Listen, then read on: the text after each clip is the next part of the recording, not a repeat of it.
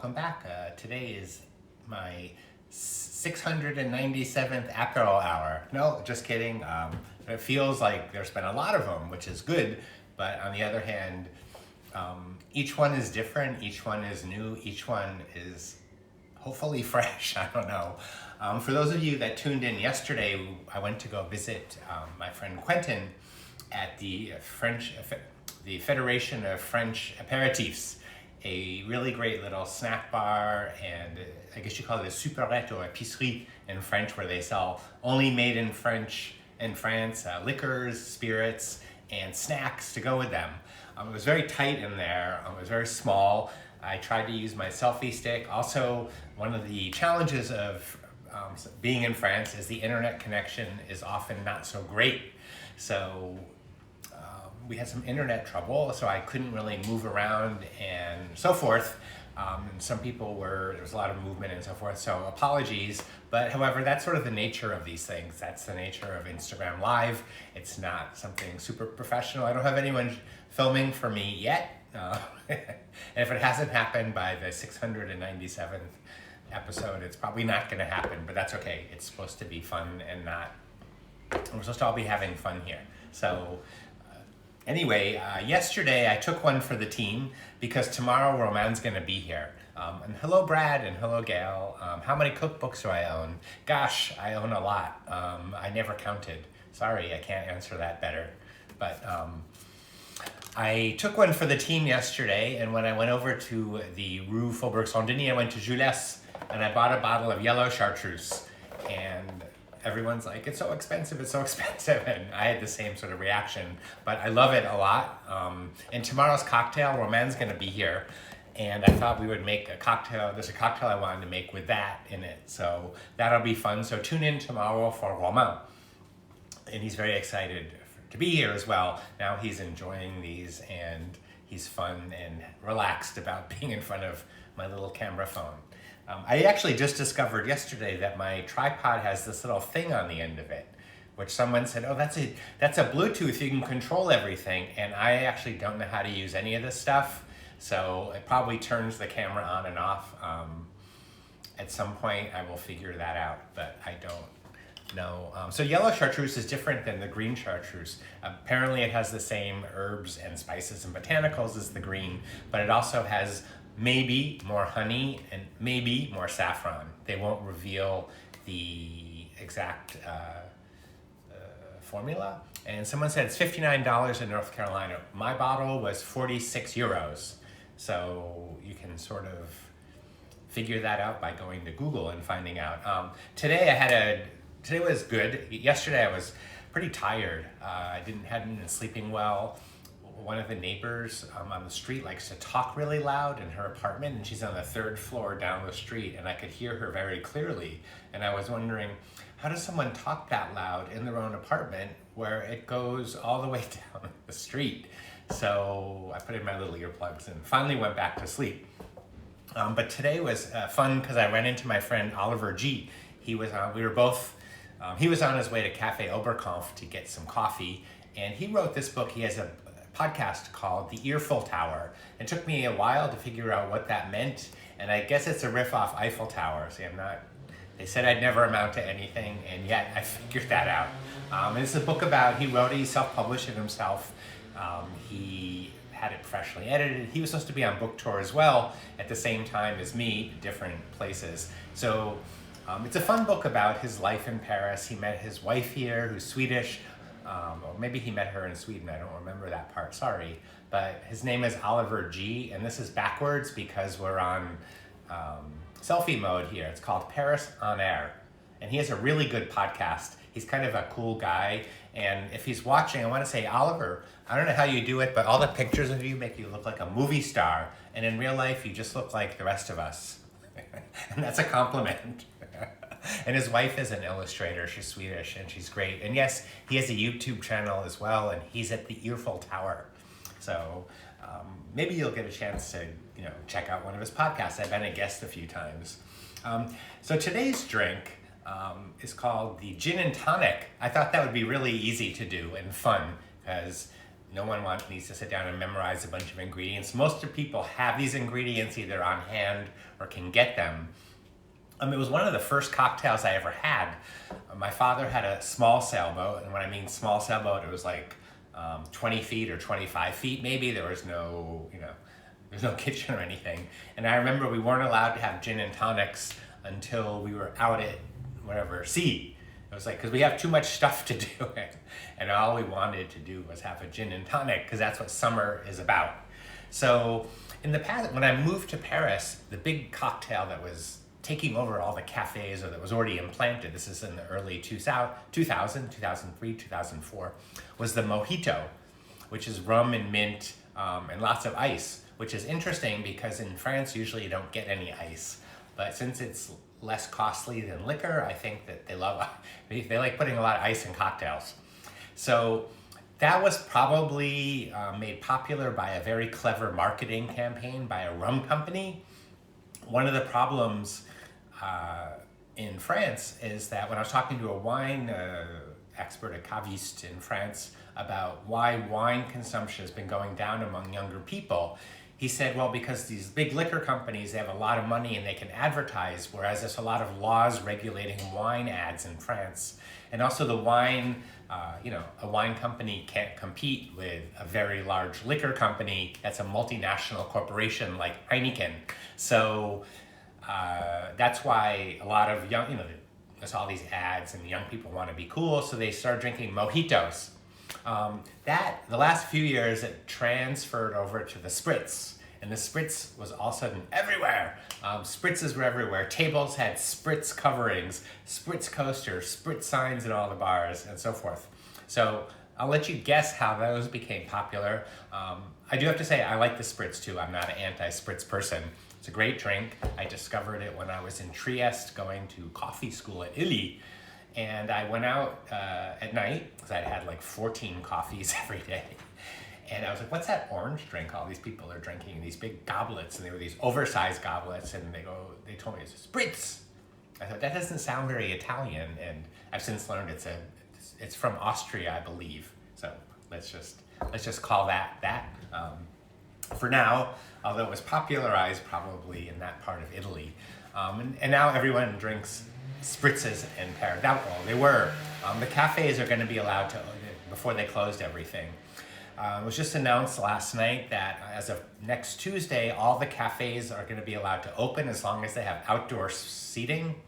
They won't let anyone sit inside or drink at the counters, but they can sit outside as long as they maintain a 1 meter distance, which, as I pointed out to some people who were watching last night, that is what the French Ministry de Santé, the French Health Ministry, said that's the correct social distancing in France. So I'm not sure how that's going to work out, because if you read the New York Times article, I think it was either today or yesterday, about how a lot of young Parisians are heading out and having Apéro, which is apéro, apéritif, down the street, Apéro. There's a picture of a lot of people together drinking outside. And last night when I was walking home, a lot of people were drinking outside and by all this, and all the areas of open spaces and so forth. So we'll see how that goes. Somebody said better 6 feet apart than 6 feet under. Yes, it was interesting. I talked to my pharmacist here in Paris. I said, well, why is 1 meter the norm here? But in America, they're saying to people 2 meters. And he said, well, actually a kilometer is even better. So there you go. So if you could stay a kilometer away from others, that's great. Yes, that article was quite interesting. It's a very good article in the New York Times, by the way, written by a French person, about how French people felt, some young people felt about the lockdown. And it tells you a lot of cultural differences, like, let's just say. So the gin and tonic, or as it's pronounced in French, you say the ginto, which is gin and tonic. French people often shorten things like apéro. Ginto is a gin and tonic. What's interesting is when in Drinking French, my book on French drinks, the editor, she said, well, I said I wrote G-I-N and then T-O, because that's how you would sort of spell it if you're writing in French. She goes, well, people are going to say it's gin too, because that's how you would say it in English. So we had a long discussion. She goes, well, it's really gin, T-O-E.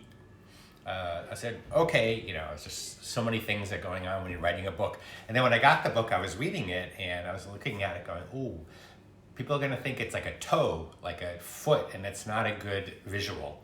So in the next printing, they're going to go back to, I said, that's how, we should just do it how the French would do it and let everybody figure it out.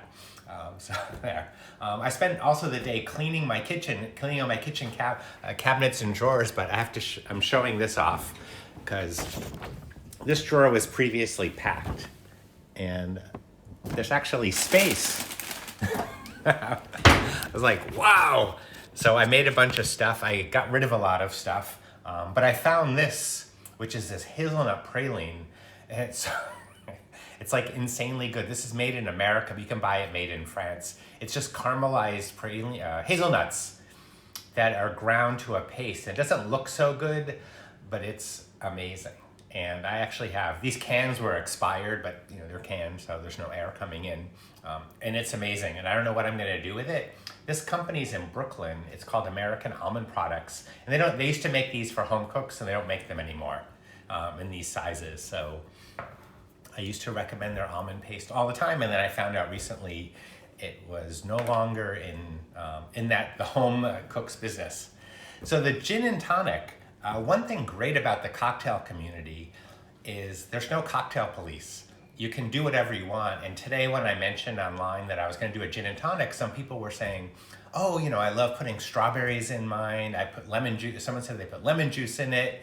And that's great. And if you look online, if you go to websites like Punch Drink, they'll have like a cocktail. I was looking at one called the Bamboo today because a friend of mine was looking for things to use with sherry. And there was all these bartenders that had done different variations on it using different, and nobody is leaving comments like, that's not a bamboo, it has to be this, this, and this. So once again, cocktail people are awesome. So if you're a cocktail person, thank you very much for being awesome. And thank you also for making great cocktails for people. So I'm gonna bring up my mini table here. So traditionally, gin and tonics are often served in like a tumbler kind of glass, maybe like this, or a Collins glass, which is a tall, narrow glass. I went to a restaurant supply store yesterday, and they said I could only buy them by the dozen, so I didn't buy one. But instead, I'm going to use what the French use, and they use goblets to make gin and tonics in. And there's probably some place out there that doesn't use a goblet, but for the most part, they use them like this because it sort of is a spritzy kind of drink. And I guess that's what makes it gobletable. I have something to confess. I've had a lot of guests on, or several guests on, who are just super nice people who make gin. So I have several different kinds of French gins. I have Citadel, which was the first gin made in France. I have my friend Matt, and this is my friend Alex and his wife. Debbie, hi Debbie, if you're watching, she likes to tune in. My friend Matt makes gin in Burgundy. And then there's pink pepper gin from Miko and Ian at Eau de Mousse Spirits and Cognac, these people are all on the show. And I was like, well, if I use one, I'm gonna feel like, I hope the others don't feel slighted. So I'm gonna go off brand today and use Scottish gin because we love Scottish people. I went to Scotland about 2 years ago and everybody was so nice, and everything from the accent to the food was fantastic. So I just loved Scotland, and I got this gin from Scotland, I won't even pronounce the name from where it's, the part of Scotland where it's from, but it's where they're making a lot of Scotch whiskey. It's really botanically wonderful. So I'm gonna go off brand today and use a non-French spirit, but to make up for that, very good.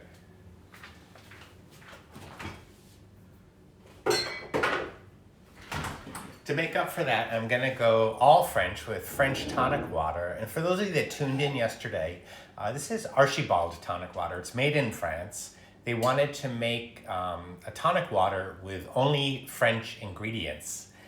You can't get this in America as far as I know, but it doesn't have quinine in it because quinine isn't available in France. It has gentian, which is a bitter root. In America or elsewhere, this is a very good tonic water. This is Fever Tree. It's quite good. There's Q. There's a lot of tonic waters. There's now tonic water with elderflower in it,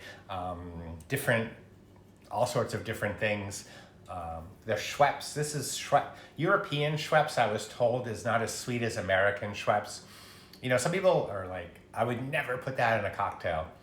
You know, it's Schweppes. It's that's what everyone's putting in their gin and tonics. And don't let people tell you what to do and what not to do because it's your drink. Darn it. So this French tonic water is Archibald. Once again, it's made in France, and I'm going to use it.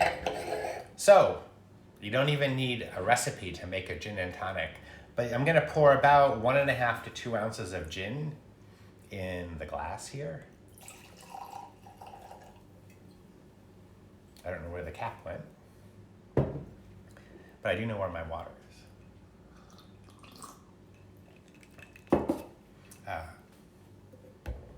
And I've got a lime. I'm going to put a cucumber slice or two in it because I got this little tiny cucumber and I like these, so it's organic. I didn't peel it, so. And plus I wanted to use my garnish tongs. All right.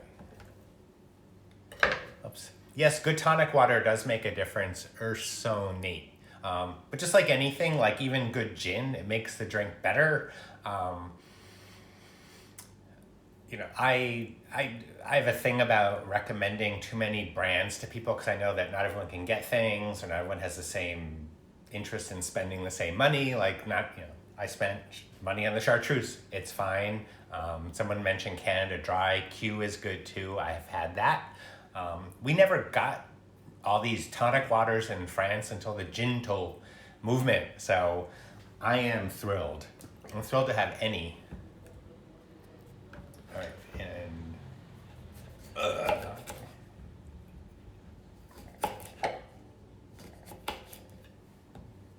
okay. So I usually just squeeze one of these into the glass to get some of the lime juice out and drop it in. I'm gonna grab my ice too.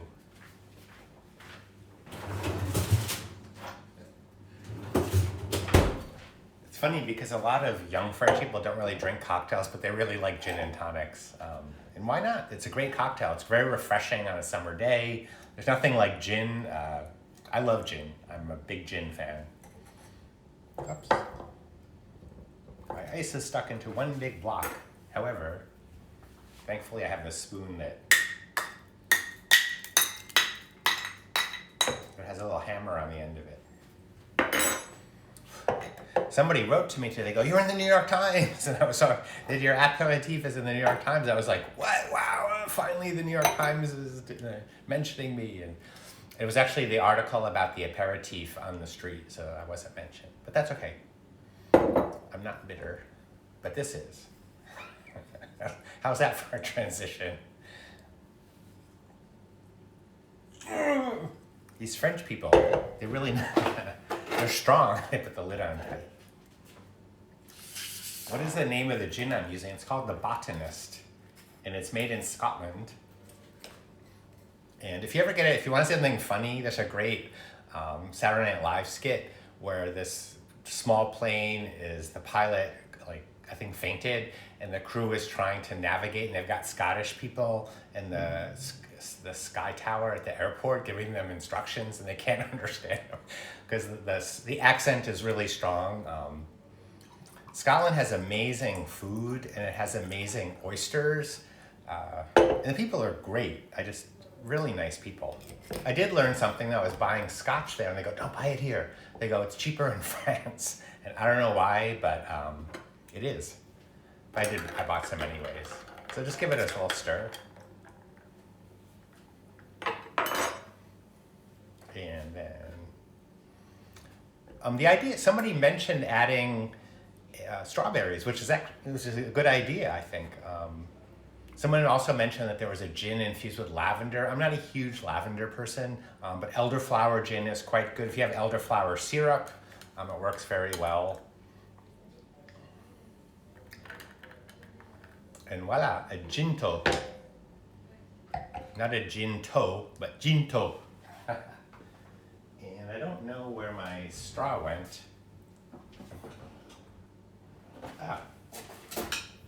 Actually, I bought some of these stripy straws once, and then I realized they make everything look like it's on Pinterest, so I never use them, but it actually works for this. That's pretty strong. This tonic water is very strong. The gentian's a bitter root. It's like mouth-bracingly bitter, so I'm gonna add a little more. And I think I admittedly went closer to the 2 ounces of gin than 1.5 ounces.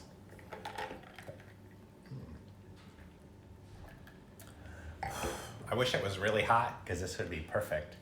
Yes, I love these tongs. They're great. Yesterday, another thing I love are potato chips. When we shot my book, Drinking French, I said we have to get potato chips in a couple shots, at least one, because it's a big thing when you go to a cafe, they give you potato chips. The tonic water, by the way, is called Archibald. And this is backwards because we're in selfie mode, but you can't get it outside of France as far as I know.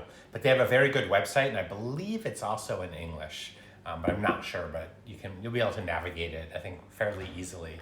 So I forgot what I was talking about. Oh, so I said we gotta have potato chips, and I kind of stopped eating potato chips when I worked in the restaurant business. I was running around, I was young, and I'd come home and eat like a whole bag of tortilla chips for dinner with salsa in front of the TV, and I'd watch The Love Boat and then Charlie's Angels, because they were on like at 2 in the morning in San Francisco. Then I'd finally go to sleep.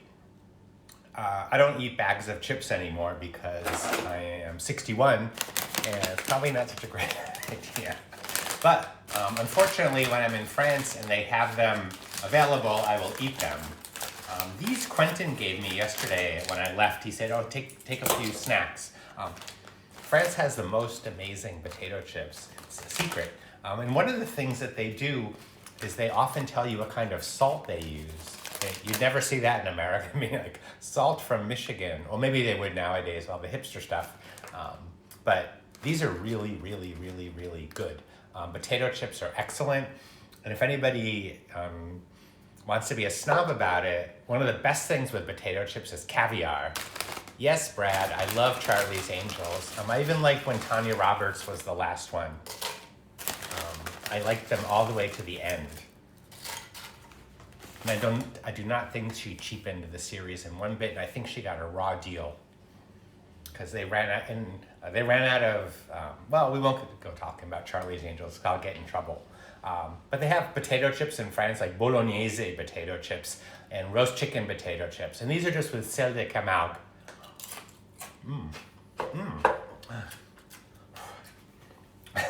This is a problem with opening potato chips. I shouldn't eat them in front of you, but. The Camargue is a really interesting part of France. They have pink flamingos. They're known for their flamingos as well as their salt. So they have a fleur de sel de Camargue and sel de Camargue. It's a very wild part of France. And I didn't realize this, and you can look it up later, because I don't have the whole, I'm not Wikipedia, I'm just a guy with a gin and tonic in front of me. But I guess the flamingos get their color, their pink color, from what they drink or what they consume. And that's what makes them pink, which is very interesting. I'm having another potato chip because these are really good. Where's that Lipton onion soup dip? Yeah. Cheryl Ladd was good. She had a tough job filling in for Farrah Fawcett when Farrah left. But she did okay. She wasn't my favorite angel. I mean, I think we all liked Kate Jackson. Cheryl Ladd was good. Who was the one that had the sheets at JCPenney?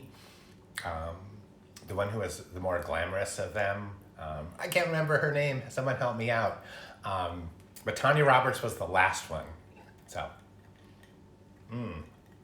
pink from the shrimp they eat. Thank you. You two walk in too. Thank you. It's the shrimp that they eat. Yes, and they have horses in the Camargue as well. Jacqueline Smith.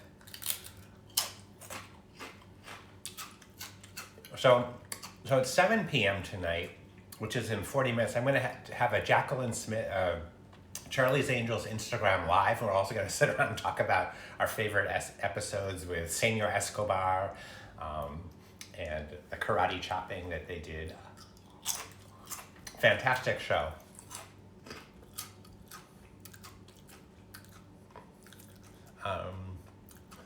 So someone's asking if there's another kind of tonic water you can use. Yes, you can use club soda. It's not the same thing, but it's not the end of the world. I just read a thing recently about bartending hacks, and somebody said, well, if you can't get Prosecco, use beer and a spritz. Because it is the same thing. It's the same effervescence. It's not the same thing, obviously. I have to go back and rewind this. But, just make do. If you can get club soda, use club soda. Maybe add some extra lime juice to it to give it some little bitterness. I just want to stand here and eat potato chips and talk about Charlie's Angels. These are really good. So someone's asking about pink gin. What's funny is people who are into gin are really into their brand of gin or type of gin. That's great. People seem to like Hendrick's a lot and Plymouth gin. And to be quite honest, I don't have them here. I've been sort of focusing on French spirits and so forth because I want to stay on brand. But I think, is the pink gin the one with the blue flower in it? And that's what makes it pink? Heather Locklear, I don't think she was at Charlie's Angels. Or Charlie's Angel. Someone just mentioned her. So, of course, I love Heather Locklear. Of course, I love Heather Locklear. Awesome person. If you watch Wayne's World, she was in Wayne's World. But I don't think she was on Charlie's Angels. But I'm okay to be wrong, so it's no problem. Baywatch, I didn't really watch that. Shelley Hack, she was great too. She was a Breck girl, I think. So, before I reveal too much of my... I like the Love Boat too. We can go on a lot about those. Romain is a French artist. He's obsessed with, Andy Warhol. Andy Warhol was on the Love Boat. And he's like, what? I was like, yeah, it was like the ultimate pop culture. So somebody asked, how does the Archibald compare with quinine tonic? It tastes like gentian, and it's hard to explain what gentian tastes like. Gentian is, it's a very long root. They're usually at least 10 years old when they harvest them. Sometimes they're 40, 50 years old. They have these big blue or yellow flowers. It is a famous French apéritif called Suze, made with it. It's bracingly bitter. So it tastes more like gentian than quinine. Quinine has a dry, tannicky taste, I guess you would say. I'm very bad with adjectives, which is tough to say when you're, it's tough when you write cookbooks for a living, when you're not so great with adjectives. But anyhow, Charo, yes, Charo's awesome. Charo's an amazing guitarist, by the way. She had a really good album. It's called You're Just the Right Size, and it was a great album. I don't know where the name came from. I don't know what it has to do with anything about classic guitars, but she's an amazing guitarist. What's up there? Someone's asking about tonic syrup. I've never used it. I guess you mix that with sparkling water, and you can add that. There was a recipe on my blog for tonic water, and you can make your own. You got to get quinine and a few other things. Lemongrass is usually in it. You do have to be careful about consuming too much quinine because there's a real disease you can get if you drink too much of it. I forgot what it's called, but that's the problem with talking with a bowl of potato chips in front of you. I can't think of anything but Charlie's Angels, Tanya Roberts, and potato chips. And my tongs. Oh. I hope you enjoyed today's Apéro. I shouldn't talk with my mouth full. Oh, this is the best show ever. It's the Charlie's Angels. The good thing about Charlie's Angels was they redid them right. They made it modern with the ones with Cameron Diaz. I haven't seen the latest one. They did it proud. So I thought that was great. It's a different era, but I should make gin and tonics every night. Well, I guess I should let you go. So tomorrow, once again, Roman is going to be here. We're going to make a cocktail called the Green Point, and that has an interesting name, interesting history, which we'll hear more about tomorrow from Roman. He's going to tell us in French. So get your French dictionaries all ready for tomorrow. He'll be with us. And on Sunday, I'm going to be doing an Instagram Live, but not here. I'm going to be doing it with my friend Leslie Chesterman, who's a former food critic in Montreal. She's also a former pastry chef and also a former ballerina or ballet dancer. I don't know what the difference is. Very cool person. So we're going to have a chat on her Instagram Live at the same time. And hi, Elise Bauer. I think I owe you an email. I keep waiting. Oh, is that Roman who just put all the hearts in? Elise, I miss you. Elise is my friend who lives in Sacramento. And she has a French partner too. So we have a lot in common. And she's one of the nicest people I know. Sorry, Brad, you're second. Elise is first. Okay. I am digging a hole here. That's why I'm getting smaller and smaller and smaller and smaller. I have not made potato chips because the ones you buy are so good, I don't know if I could possibly do better. These potatoes, and thank you, Quentin, for the potato chips. I will see you tomorrow. I shouldn't talk with my mouth full, but gosh darn it, I can't help it. We're gonna make a cocktail with Roman. So we'll see you here at 6 o'clock Paris time, noon Eastern time, 9 a.m. Pacific time. So I keep pulling this out because I don't want to let you go. Okay, you're like, why doesn't he stop? God, make him stop. Okay, I will see you tomorrow. Bye-bye.